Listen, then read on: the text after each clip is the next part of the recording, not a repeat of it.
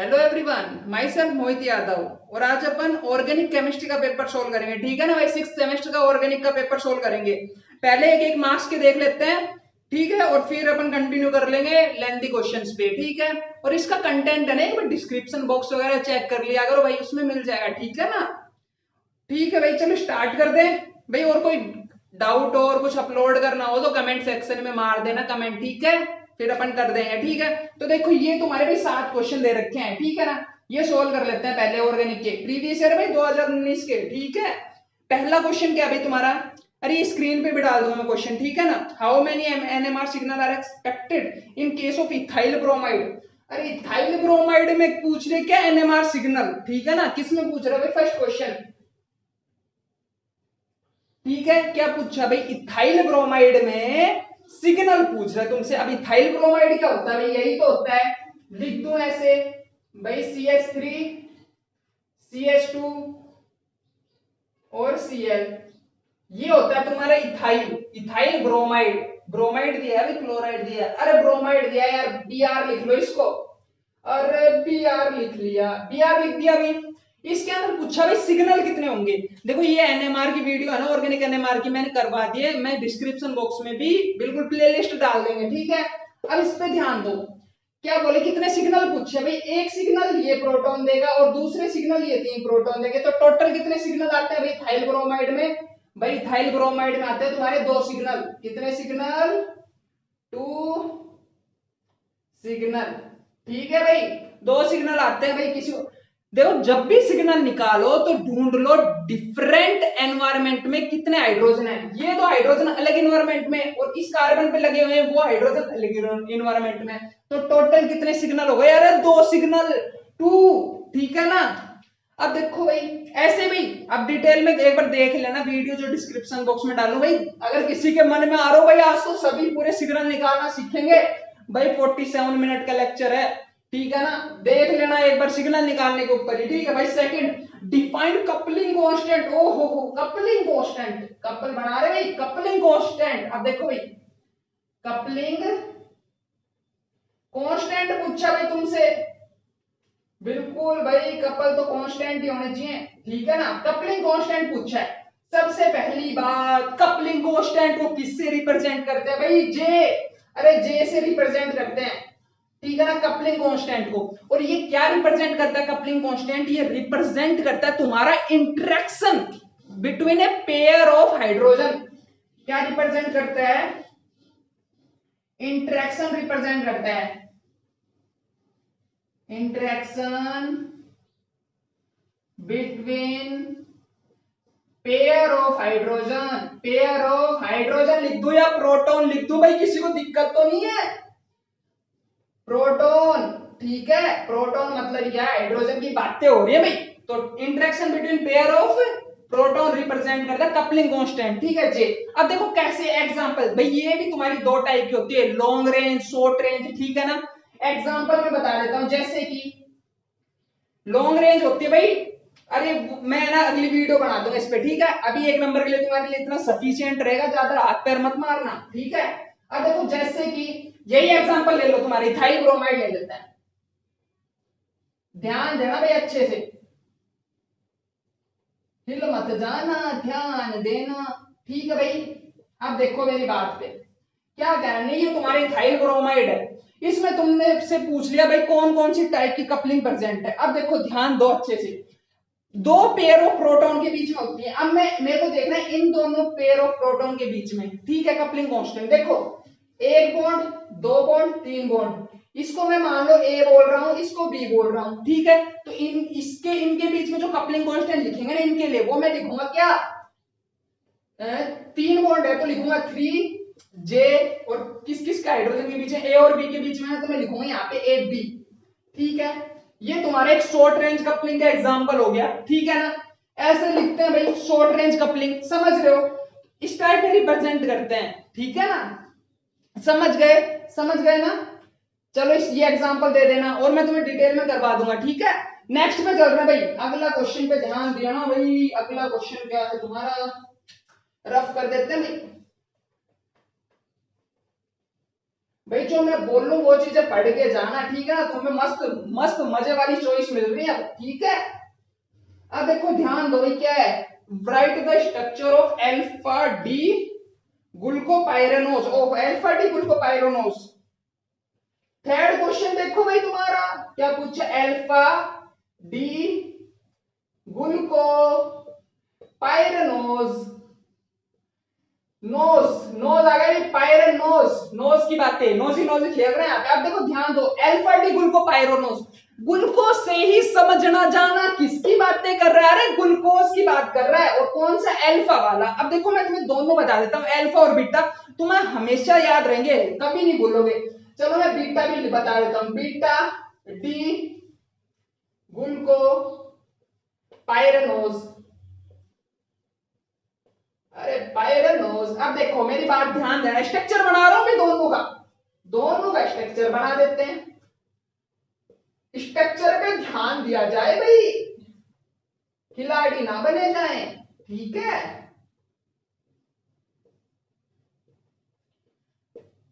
नीचे कौन होता है भाई? CH2OH होता है ग्लूकोज में, अरे ध्यान दो, ठीक है? कितने कार्बन? अरे ऑक्सीजन, यहां पे कार्बन, ठीक है भाई, ठीक है ना? कार्बन वैलेंसी हो गई क्या पूरी भाई? देख लियो, ये हाइड्रोजन है इस पे, ठीक है? 1 2 3 4 5 6 हो गए भाई। ये घूम के जा रहा है, यहाँ पे कोई कार्बन नहीं है, कहीं माथे पे लगा दो। ये किसका एग्जांपल भाई? अल्फा डी ग्लूकोपाइरेनोज का है। देखो अंतर क्या होता है, चलो मैं बीटा और बना देता हूं, फिर तुम्हें दिखाता हूं अंतर क्या होता है, समझ जाओगे। अरे देखते ही समझ जाओगे। OH H, अरे कुछ अंतर दिख गया क्या? अरे दिख गया होगा अंतर तो, तुम्हारी आंखें बहुत तेज हैं। अब ध्यान दो मेरी बात पे, जो मैं बता रहा हूं, जो बताया जाए उस पे ध्यान जरूर दिया जाए। अब देखो मेरी बात पे, क्या कह रहा हूं मैं, क्या डिफरेंस है भाई, तुम्हें देख के पता लग गया होगा। देखो कैसे याद कैसे रखना ये और बताता हूं। बीटा, अरे बाई बाई कौन सी होती है? दाया बाया तो समझते हो ना भाई, हिंदी हिंदी आती है ना थोड़ी। तो बाई साइड अगर OH है, बाई साइड अगर OH है तो बीटा डी ग्लूकोपाइरेनोज, और अगर राइट साइड में है, दाया बाया, दाएं साइड OH, तो कौन सा? अल्फा। तुम बीटा याद कर दो, बी से याद रखोगे बाएं साइड, बाई साइड अगर OH प्रेजेंट है तो बीटा डी ग्लूकोपाइरेनोज। अरे अल्फा तो अपने आप हो जाएगा, फिर मजदूरी थोड़ी ना करनी है। समझ गए भाई? अरे ये दोनों के स्ट्रक्चर बता दिए, कोई सा भी पूछे एग्जाम में चिपका देना, ठीक है? चिपका दोगे ना? चलो आगे चल रहा हूं भाई, मैं आगे चल रहा हूं भाई, आगे चलो, रफ कर रहा हूं भाई, नेक्स्ट क्वेश्चन पे चलना है फिर। और ध्यान दिया जाए नेक्स्ट क्वेश्चन पे, भाई बहुत दम लगाना पड़ रहा है इसको तो। देखो भाई, वाटा डाई एस्टीरियोमर्स, ओहो डाइस्टीरियोमर्स, अरे यार क्या बताऊं, अरे मैं ना डिस्क्रिप्शन बॉक्स में डाइस्टीरियोमर्स वगैरह की है ना लिंक डाल दूंगा, देख लेना, मैंने पहले से वीडियो बना रखी है। कौन सा भाई? डी, डी फॉर, अरे डाइस्टीरियोमर पूछा है, डाई एस्टीरियो, डायस्टीरियोमर्स पूछा है। अरे डायस्टीरियोमर्स नाम से हमेशा याद रखना, क्या? जो वो आइसोमर जो आपस में एक दूसरे की मिरर इमेज ना हो। क्या बोला मैंने? Isomers which are not mirror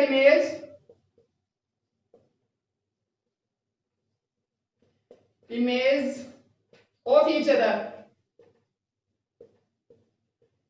ठीक है ना? मतलब भाई वो आइसोमर जो एक दूसरे की मिरर इमेज ना हो, ठीक है? मतलब कोई भी एक कार्बन पे अगर कॉन्फ़िगरेशन डिफरेंट हो जाए तो वो डाइस्टीरियोमर बन जाते हैं, ठीक है? यार एग्जांपल दूं क्या तुम्हें? अरे तुम एग्जांपल देखोगे क्या?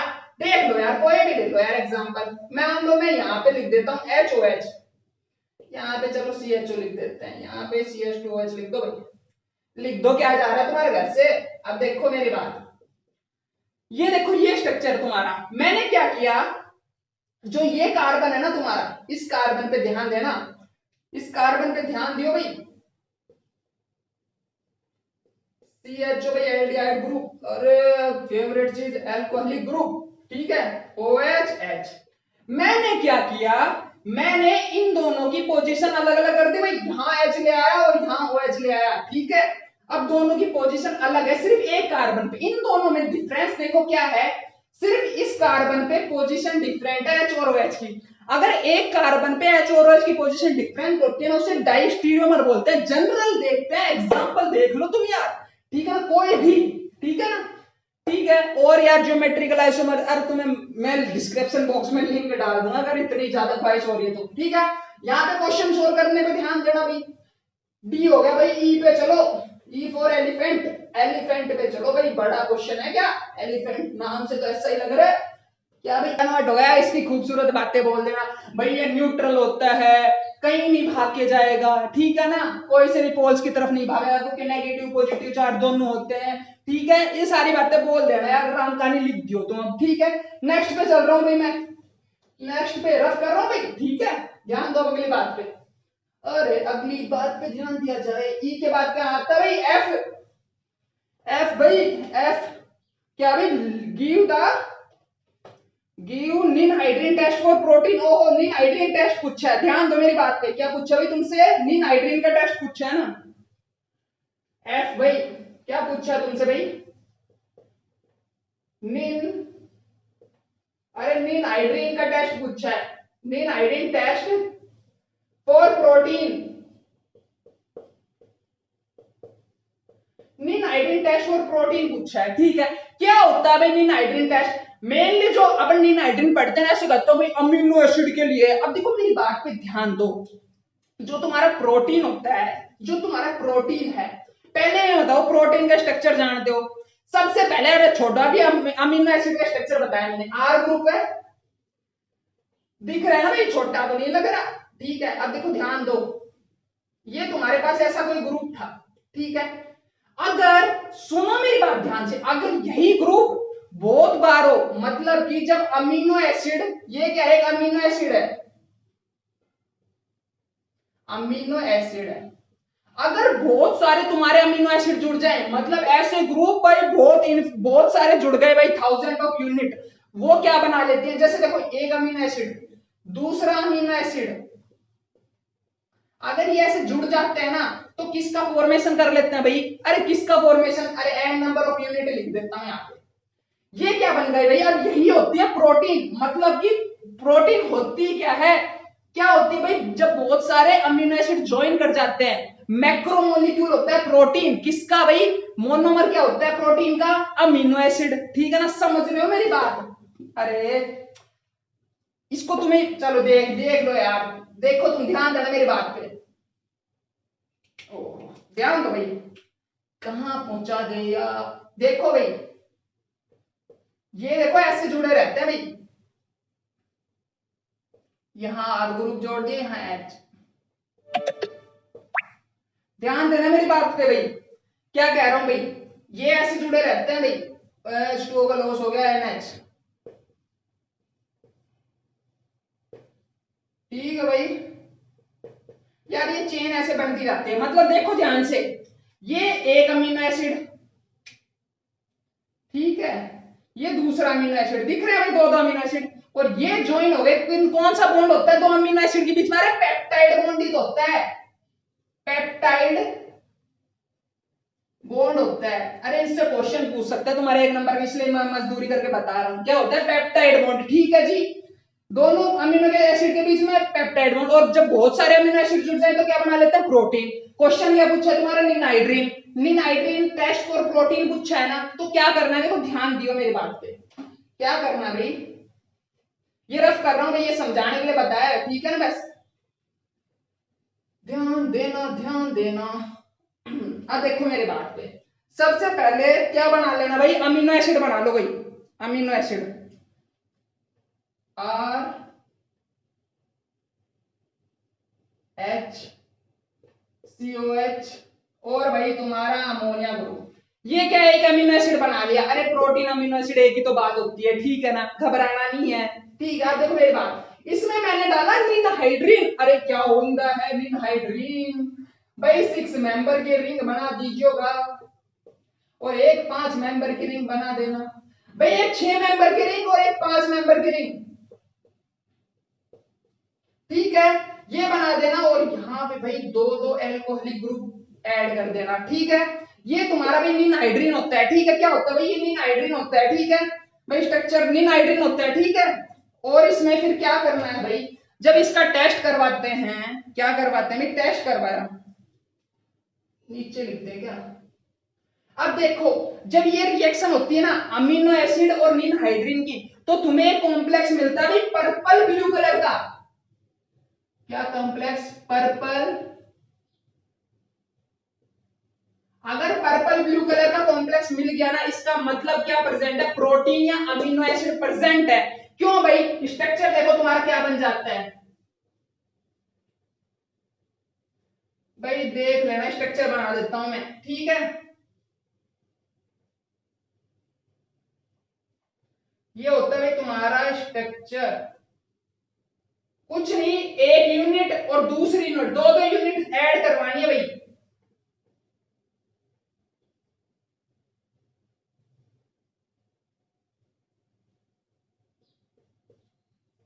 स्ट्रक्चर भाई लंबे लंबे होते हैं, कुछ नहीं किया मैंने, ध्यान दो, एक यूनिट ये इधर जोड़ दी, दूसरी यूनिट यहां लगा दी।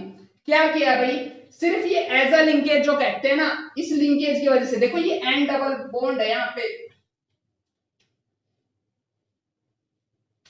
ठीक है भाई, यही होता है ना भाई, देख लो भाई तुम्हारे यही होता है, देख लो भाई, यही तुम्हारा स्ट्रक्चर है, दो मोल यूज होते हैं भाई, पर्पल ब्लू कॉम्प्लेक्स बनता है, ठीक है भाई। स्ट्रक्चर देख लो भाई, सही है ना, यही है भाई तुम्हारा, ठीक है। और कुछ नहीं भाई, नीन हाइड्रीन है। नेक्स्ट क्वेश्चन पे चल रहा हूं भाई, ठीक है। ये टेस्ट है भाई नीन हाइड्रीन का, अगर पर्पल ब्लू कलर आ जाए तो मतलब प्रोटीन या अमीनो एसिड प्रेजेंट है, ठीक है ना भाई। नेक्स्ट क्वेश्चन क्या भाई, खुल जा रे सिम।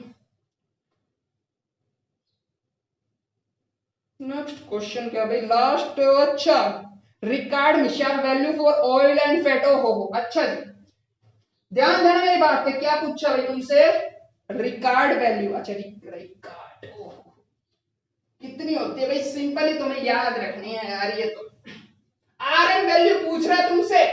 अरे क्या पूछ रहा है, आरएम वैल्यू,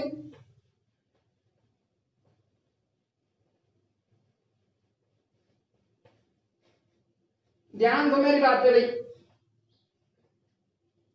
आरएम वैल्यू पूछ रहा है, आरएम लिखते क्या, रिकार्ड मिशेल वैल्यू, ठीक है।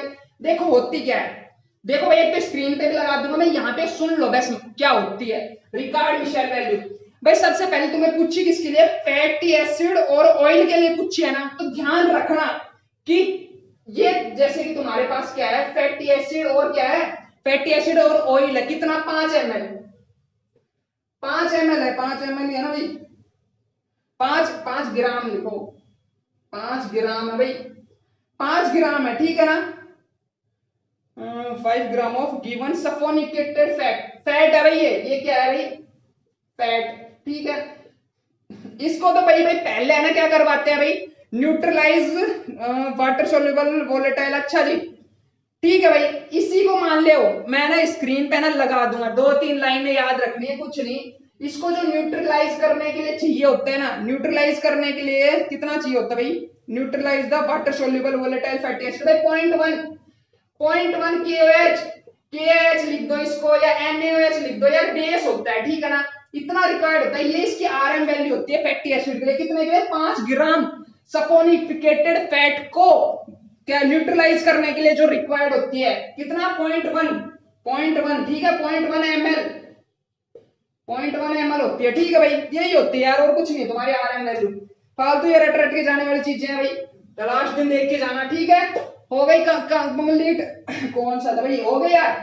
तो यार ये तुम्हारे 1 नंबर के क्वेश्चन हो गए हैं। You like my video, didn't you? Click on subscribe button for more videos.